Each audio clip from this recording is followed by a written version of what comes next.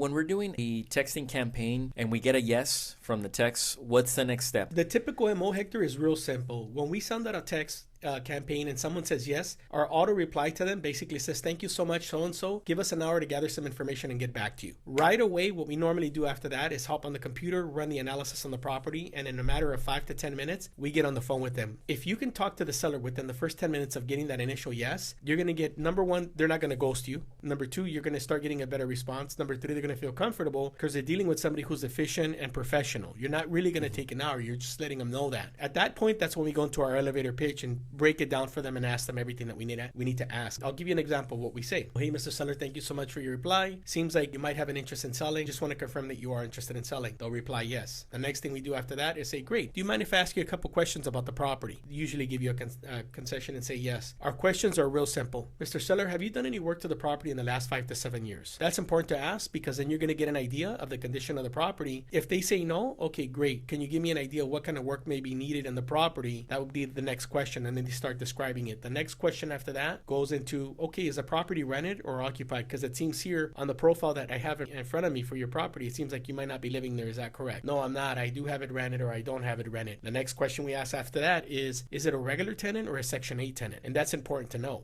because you want to know what quality of a tenant is living in that property. And then the next question after that is, are they on a lease? Are they month to month? Again, these are very important questions to ask because if we need the answers, everybody else that we pitch out the deal to is going to be asking these same types of questions. If they're on a lease, the next question is, how much are they paying per month? And are they paying on time? And typically, we flow into that. And these are all the things that we teach the students that we normally work with because there's a sequential pattern to all these questions that we ask. And they're all extremely important because what we're doing is gathering all the necessary information to be able to come to a value on that property. But in the initial call, that is the best time to gather all the data that you need. Trying to gather some of this information afterwards is going to be a little more difficult, but in the initial conversation with that seller, that's the best time to do it. So just to clarify, because I want to make sure that everybody understands, these questions that you're talking about, you ask them on the initial call or do you ask them via a text conversation? No, we do it on the initial call, Hector. When you get the seller on the phone after that yes, you want to get on that phone with that seller within 10 minutes or less. And that's when you start going into your question mode, one after the other, after the other, after the other. Now, again, you might get a seller who's a driver and who's very short on patience. You got to just get question 1, 2, and 3, and maybe 4 if that. And the rest of them, don't ask them. Because again, you have to understand the social style of the seller. Some sellers just want to give you some basic information or give me a price, and that's it. Right. Other sellers are willing to be more open to divulging information, if you will. And so you got to be able to understand the social style of the seller as well. But getting on the phone, that's the most important thing. When do you give them the price that you're willing to offer? Typically, what we close off on that initial conversation is we say, great, you gave me all the information that I need. Thank you so much. Here's what I'm going to do. I'm going to gather some information. I'm going to look at the comparables and I'm going to talk to my partner. Whether you have a partner or not, it doesn't make a difference. You want to make it seem like you're going to consult with somebody and then you'll get back to them later today. Hector, would it be okay if I gave you a call maybe in the next 2 to 3 hours? Would that be all right? And then you tie down a time, which is what we call tie down questions. Set up a time to give them a call back and to make sure that they're available. Some sellers will tell us tonight's not a good time or later today's not a good time. Give me a call tomorrow at 10. Those are great sellers because they're already telling you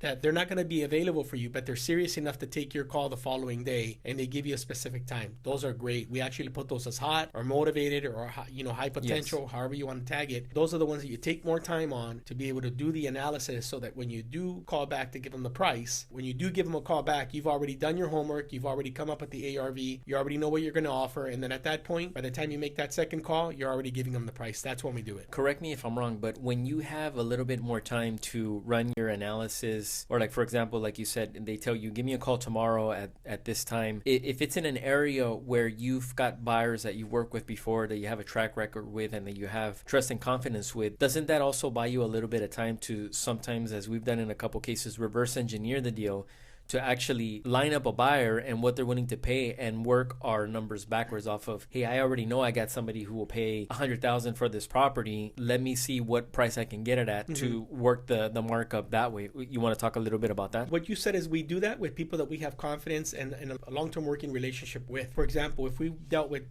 Joe Smith, and Joe Smith has bought 10, 12, 15 properties off of us, and we know that he's a trustworthy individual, I'll call Joe and I'll say, hey, guess what, Joe, I got a property on, Avenue 12 in this city or that city.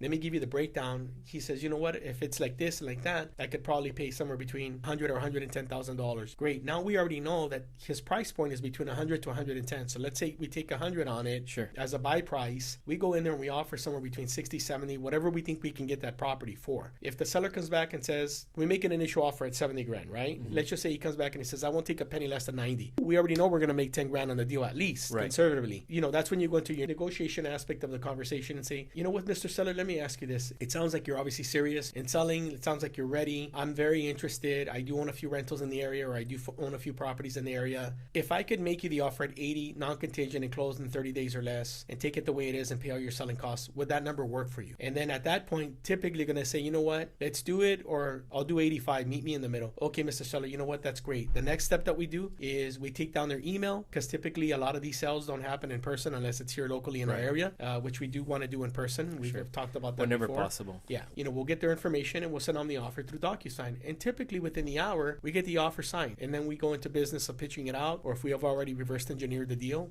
guess what? We've already got it sold off. Yes. The guy says he'll take 100 and we got it at 85. We're going to make 15 to 25 grand. Just depends on how we can negotiate the buy price.